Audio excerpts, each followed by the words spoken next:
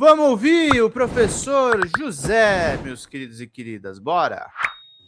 Olá, meu amigo e amiga. Muito obrigado por você estar aqui no nosso Portal do José, hoje trazendo notícias muito importantes numa quarta-feira em que nós estamos vendo meteoros chegarem com mais intensidade naquilo que nós chamamos de universo paralelo da extrema-direita bolsonarista. Eu vou compartilhar aqui com vocês também algumas cenas que eu tenho certeza que você também gostará de compartilhar com as pessoas que você conhece, porque elas são extremamente reveladoras e desafiadoras, porque elas nos mostram com quem nós estamos lidando aqui no Brasil no processo político. A coisa mais difícil que a pessoa tem num embate, numa conversa, num enfrentamento, é quando você encontra do outro lado alguém que é cara de pau, alguém que é cínico, porque você percebe que a pessoa não está no mesmo parâmetro de civilidade, de moralidade, de ética que você está. Isso deixa a gente com muita irritação, né? Bom, guardadas as irritações de lado, nós vamos fazer tudo para revelar quem são essas figuras e principalmente aquele que está se apresentando hoje para uma espécie de duelo contra o presidente Lula. Olha, quem se apresenta para um duelo, ou quem se apresentava antigamente, pelo menos tinha que ter algum tipo de retaguarda, exceto quando está chamando para um duelo e está querendo fazer um jogo sujo, está querendo fazer uma trapaça, está querendo dar uma rasteira naquele que ele está convidando para um duelo, né? Bom, vou conversar com vocês sobre o que está acontecendo, mas sempre é muito importante convidar você que chegou agora ao nosso portal para que você se inscreva aqui se você não está inscrito ainda. E conheça também os nossos outros vídeos, participe aqui sempre dando seu joinha, mandando seu comentário e vindo também para o nosso clube de membros, se você puder, tá legal? Você que é muito bem-vindo e muito bem-vindo. Gente, olha, hoje o dia amanheceu com essa notícia aqui, né? MPRJ reabre investigação contra Carlos Bolsonaro por suspeita de rachadinha. Gente, é impressionante como essa família meteu a mão em dinheiro público.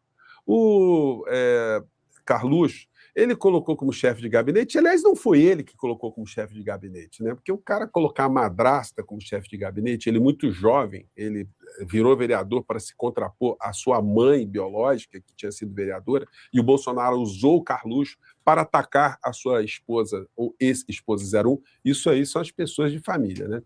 E o Bolsonaro colocou a sua ex-amante e depois companheira para ser chefe de gabinete, que colocou 17 parentes dela para amealhar dinheiro e, evidentemente, crescer o patrimônio dela, da figura do Bolsonaro, e dar uma graninha para o Carluxo, né, que era o bucha no meio dessa história. O Ministério Público do Rio de Janeiro investigou isso numa primeira fase, mas por uma coisa muito esquisita, porque as instituições também estão repletas de figuras simpáticas ao bolsonarismo, o promotor achou que não tinha nada de ilegal. Mas agora a coisa voltou, porque agora eles não estão mais no poder, né? Então, as influências que eles exerciam antigamente, agora estão muito menores, né? Vamos ver aqui essa matéria. O Ministério Público do Rio reabriu a investigação. Pular essa daqui, tá, gente?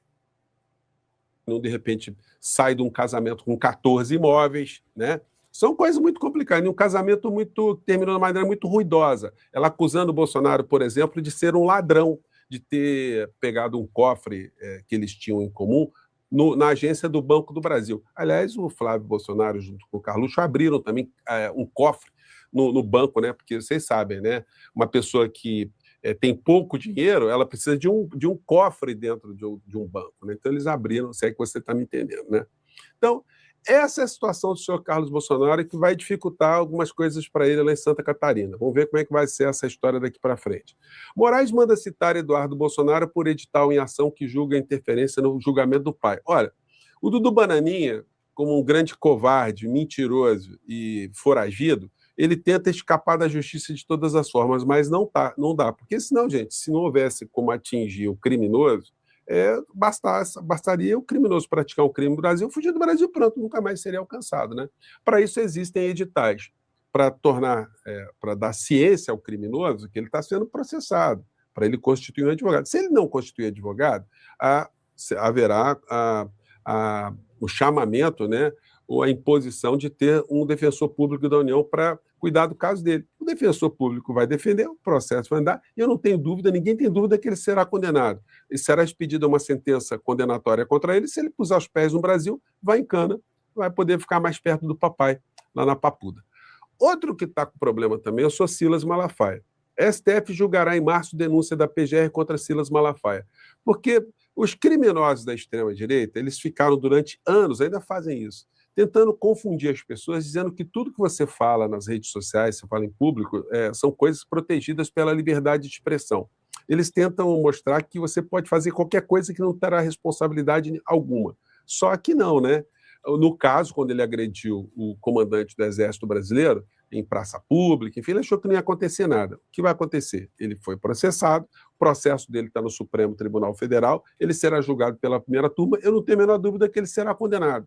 Para ele, será uma coisa complicada no plano internacional, né? Ele recebeu o carimbo de criminoso condenado. No mundo inteiro, os seus pares saberão que ele, aqui no Brasil, é considerado um criminoso. Isso vai tirar dele também a primariedade. Então, em outros inquéritos que estão rodando por aí, poderão criar problemas para ele. As situações serão muito complicadas para a figura, né? E tem mais gente ainda com problemas. Polícia Federal faz operação contra desvio de emendas. Suspeitos são acusados de corrupção e lavagem de dinheiro. Gente, quem são os suspeitos? Bolsonaristas, para variar, né? O ex-senador Fernando Bezerra, que enriqueceu na vida pública, os filhos enriqueceram na vida pública e era um fiel escudeiro de Bolsonaro. Interessante aqui é o que a Maria Alice falou, né? Mas o Flávio é escorregadio, liso e engomado, muito perigoso. Acho que o Tarcísio seria um adversário menos perigoso. Eu não sei se o Tarcísio seria menos perigoso. O Tarcísio tem mais apoio da Faria Lima, né? Mas é isso aí que a gente tá vendo, tá, gente? Turma, estamos com pouquíssimos superchats hoje. Vamos contribuir aqui. A gente precisa muito da ajuda de vocês. Não queria ficar até 11 da manhã, não, gente. Eu não tenho esse tempo, não. Vamos lá, turma. Mas ele já teve problemas lá atrás, só que durante o governo Bolsonaro havia uma blindagem total. A Polícia Federal estava operando, né? O chefe da Polícia Federal e o chefe da ABIN foram condenados por tentativa de golpe, pessoas absolutamente corruptas do ponto de vista institucional. Então, naquele período, o senhor Fernando Bezerra escapou, mas já tinha problema contra ele, ó. A Polícia Federal iniciou uma operação do Congresso Nacional nesta quinta-feira para investigar o senador Fernando Bezerra Coelho, do MDB de Pernambuco, líder do governo do presidente Jair Bolsonaro no Senado. Os mandados de busca e apreensão também têm como alvo o filho do senador, o deputado Fernando Bezerra Filho. Os cumprimentos dos mandados autorizados pelo Supremo Tribunal Federal se baseia em inquérito que apura irregularidades em... Gente, essa operação que está atrás do Fernando Bezerra, hoje ela foi determinada pelo ministro Flávio Dino. Então, é bem diferente a situação, né? Ele lá atrás ficava dizendo, ó, nem vou colocar aqui para vocês a fala da criatura, né, que defendeu o governo Bolsonaro no período da pandemia, lá na CPMI, ele era o fiel escudeiro, que o governo está fazendo tudo para salvar as pessoas. Se tem muita gente morrendo nos hospitais é porque o SUS já estava abarrotado, então, enfim, faz parte. Como se o chefe político dele não estivesse abarrotando com o comportamento dele as enfermarias, os hospitais, as emergências e os cemitérios, os IMLs, com o comportamento genocida que ele teve. Então, é uma figura que agora... numa outra conjuntura, vai ter mais dificuldades para se explicar. Daí a gente chega nessa figura. Gente, eu não sou psicólogo, nem psiquiatra, não, mas quando você olha para a cara do Flávio Bolsonaro, dá para perceber algum tipo de... Isso que eu ia falar. Ele tem uma cara de estar perdido na mudança, né, gente? Vocês não acham, não? O Flávio Bolsonaro tá muito ralado. Tá muito ralado. Tá muito ferrado. Ele não tem muita saída, tá? Ele tem muita saída e eu não sei se ele vai aguentar essa eleição. Verdade numa figura que tem esse semblante dele, aí lembra até as teorias, né, lombrosianas, né, de Cesare Lombroso, que a gente estuda no direito penal, né, que criou uma teoria que você tinha algumas características que já te colocavam inclinados para a prática de algum crime. Quando a gente olha para a cara do Flávio Bolsonaro e o currículo do clã, a gente fica pensando se Lombroso não tinha algum tipo de razão, né? Porque quando a gente olha, francamente, né? E aí ele fez o seguinte, ele pega a matéria da Veja, gastos do governo Lula no cartão corporativo supera a casa de 1,4 bilhão de reais.